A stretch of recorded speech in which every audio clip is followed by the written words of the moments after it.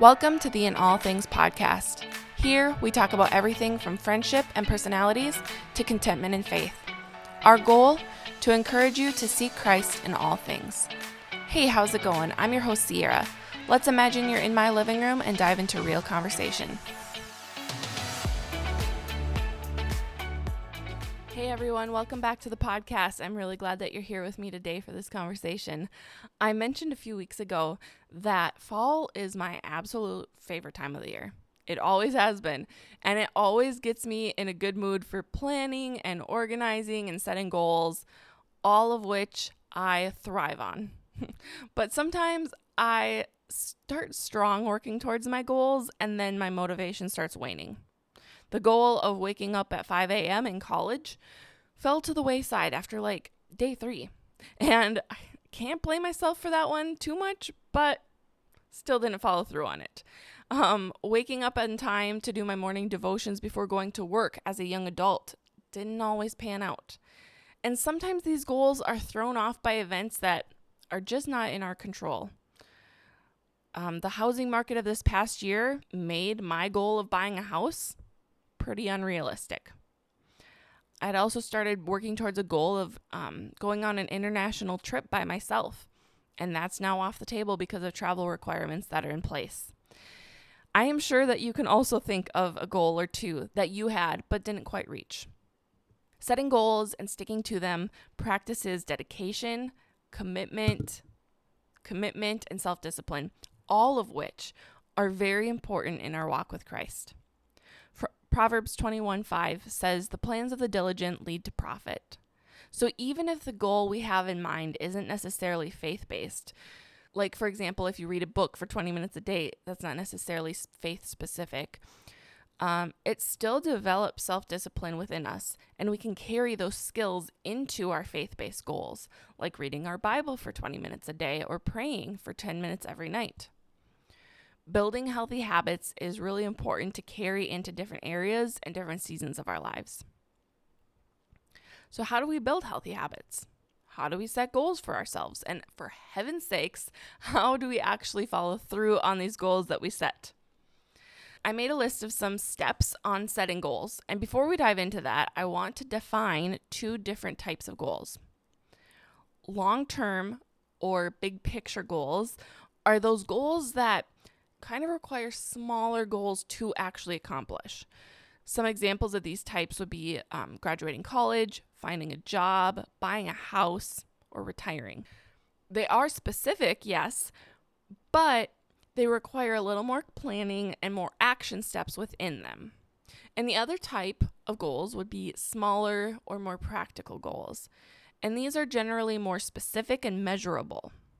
One big picture goal is reached by setting several smaller goals to accomplish it. The first step is to identify your long-term goal. I'm going to use 2 examples throughout this episode to kind of help be more specific. So the examples of big picture goals will be traveling internationally and buying a home. But as I talk, I encourage you to be imagining a big picture goal that you have in mind for your own life. So identify this goal and then define it. We want to know exactly what we're working towards.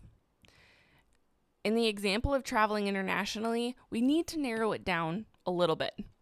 So even if you don't know your exact destination, maybe you know that you want to go to Europe, somewhere in Europe. That would at least be my answer. But that is a bit more specific than just international. With buying a home, we want to be a little more specific. So maybe you know that you want to live in a certain geographical area, or that you want to move to country living a little bit more. As you're working on defining this goal, pray and ask God for direction and guidance. Inviting God into these decisions shows that you have humility towards your plans. Proverbs 16 tells us, "In their hearts humans plan their course, but the Lord establishes their steps." So it's important to invite the Lord into this process. Now, once you've defined the goal, you need to write it down. This is such an important piece, and we're going to talk about it a little bit later too, but you got to write it down. Step number 2 is to go over your options for practical goals. As you do this, you'll want to write them down so you can just easily look them over. Sometimes with these practical goals, you can pick and choose whatever you feel like doing, but other times you may need to go in a specific order. But by laying these out and writing them down, you're going to be able to grasp what's ahead of you with this goal. So when buying a house, you're going to need a real estate agent. In most cases, you'll need to get pre-approved for a loan, and you'll need to start figuring out what you want to buy. So some practical steps to get there would be to research agents in your area and maybe interview a few of them. And then begin looking at online listings, walking through some homes. These practical goals can get more and more specific as you get into each one of them. And you can then adjust these depending on your availability and your timeline. So if you're in a rush and you actually have time to do this, you can spend like maybe 40 minutes a night on the MLS listings, and then maybe you want to look at 3 new houses a week. If you don't have as much time, or maybe you have more time than that, you can adjust it as you want. How about planning this big vacation? You're going to need to start saving money, decide when and where to go, start making reservations like your airline tickets and lodging, and then eventually you'll need to research activities to do while you're there. And it all takes time. But being diligent is really important, and also being gracious with yourself. The purpose of setting these practical goals is to have them be realistic and attainable.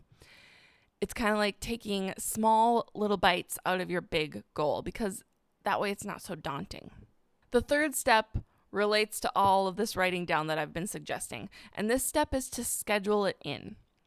Whatever your practical steps are, take your schedule into account and then actually allot a time to work towards your goal. Take 30 minutes to work on your trip itinerary, or save 2 hours in an afternoon to look at a few houses. Whether you like the old paper and pen day planners like I do, or maybe you use your phone calendar, maybe it's just simply setting a reminder in your phone. Whatever it is, write down your goals and schedule them in, because it helps you keep yourself accountable to yourself. And then it also makes these plans a little more official, and it feels like they're less easier to push off because you scheduled them in. Oftentimes, writing these down also helps you remember your goals. And it can be beneficial to hang those goals up and put them where you see them plainly, so you are a reminder what you're going after. So maybe it's the bathroom mirror, on the fridge, on your nightstand, maybe it's in your car, wherever you are going to see them most. And this can be either you can put a reminder of, okay, spend 30 minutes looking at houses online, or it can be a picture of your dream house as your inspiration too. And the final step is to actually tell somebody. Ask them to keep you accountable with your goals, and then also make sure to specifically tell them how you want their help. Everybody likes help in different ways. If I'd ask somebody to keep me accountable, I would not want them texting me every single day reminding me to do something. That would drive me crazy. But even though I would find that annoying, there are people who need that and want that. So these are your goals. You can ask for help with them how you want to. Maybe you need that daily reminder, or maybe it's just a weekly check-in, asking how it's going or cheering you on. You might actually want a buddy to reach that goal with you. So whatever it is, tell somebody you trust about your specific goal and the end big picture goal, and then also ask them to help you in whatever way that you need it. As I mentioned earlier, the discipline that we gain from keeping any goal will carry with us in our faith, which is really where we need the most discipline. I also read in Proverbs earlier, in their hearts humans plan their course, but the Lord establishes their steps.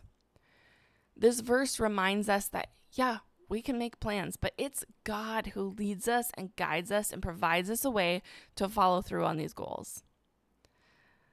A similar principle comes from James 4, and it says, "Now listen, you who say, today or tomorrow we will go to this or that city, spend a year there, carry on business and make money. Why? You do not even know what will happen tomorrow. What is your life? You are a mist that appears for a little while and then vanishes. Instead, you ought to say, if it is the Lord's will, we will live and do this or that." That verse is talking all about our mindset when we are making the plans. Are we so set on our plans that we don't even allow the Holy Spirit to move them? That's not right. We have to acknowledge that the Lord may have different plans than we do.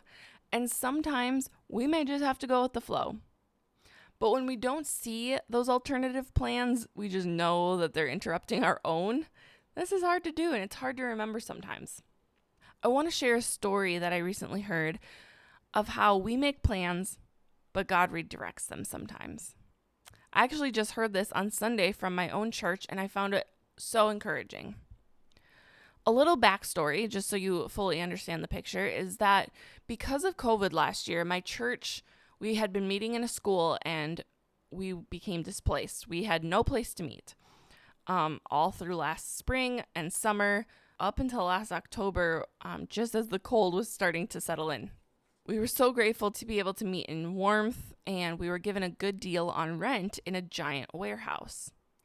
And we had so much space, so we felt like we were going to be able to use it for many opportunities, and we would be able to save and raise money to build our own building, because earlier this past spring, we actually bought some land. So we are in the midst of raising money for an actual building.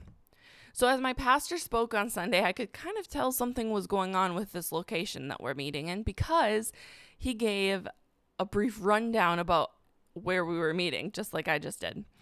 And he explained that a few weeks ago, he got a call from our landlord. And this guy, who is so generous in giving us a good deal, he broke the sad news that he had found a renter for the building. And it was always something we knew it could happen, but obviously we had hoped that we could stay there as long as possible. And then even more surprising news. The new renter wants to start the lease on November 1st. I think 6 weeks from the time that my pastor learned of this. That's big news. And kind of scary news and daunting. The church had plans. We had plans, but we had also surrendered those plans to the Lord. So as my pastor continued sharing, he told us that just 3 days before this phone call with our landlord, 3 days, he had been giving a regional director from Converge, that used to be the General Baptist Conference. He'd been giving this guy a tour of the warehouse when he came for a visit. And this director asked my pastor if he knew of any churches that needed a building, because Converge had just been donated a building in the area. And then, a few days later, our landlord called with this news. See, as a church, we had made plans and set goals, and we were diligently working towards those goals. But it got a little interrupted by the Lord, or redirected. As it turns out, though, it was for the better. We are going to save more money in this new building, and it's definitely ours until we have our own building. And it's also not pushing our timeline for building. It's not pushing that back at all. And not only that, but it's only a couple miles away from where we currently are meeting. Isaiah 55, 8-9 says, "For my thoughts are not your thoughts, neither are your ways my ways, declares the Lord. As the heavens are higher than the earth, so are my ways higher than your ways, and my thoughts than your thoughts." When the Lord throws us off course, we need to begin to trust that He has a plan. And it really can be super hard sometimes. Keeping the Lord involved in our decisions, it looks like asking Him for guidance and specific direction. It looks like allowing Him to intercede with a plan that He thinks is better. So whatever your plans are and whatever your goals are, pray, read your Bible, seek wise counsel when setting goals. When you let the Lord establish your steps, you will be blessed with profitable results, even if they're not the results you originally planned on. And just remember that His ways are always higher than our ways. I hope you enjoyed today's conversation, and I hope you're leaving encouraged by that story I told from my church. Sometimes it is so good for our hearts to just be reminded that we don't always see the behind the scenes of God working. And when we get to hear those little glimpses of stories, then it can be really encouraging. And I also hope that it was helpful to learn how to set some goals, and maybe it is motivating you. It definitely motivates me to set some goals for this fall. So I hope you guys have a wonderful week. Thanks for listening. Thank you for joining today's conversation. I hope this was an encouraging episode as you continue to walk with the Lord. If it was, please leave a review on Apple Podcasts. This helps with the app's algorithm and allows In All Things to be accessible to even more people. Share with your friends and give us a follow on Instagram and Facebook. You can find us at In All Things Pod on both of those, and visit our website at inallthingspodcast.com. See you next time.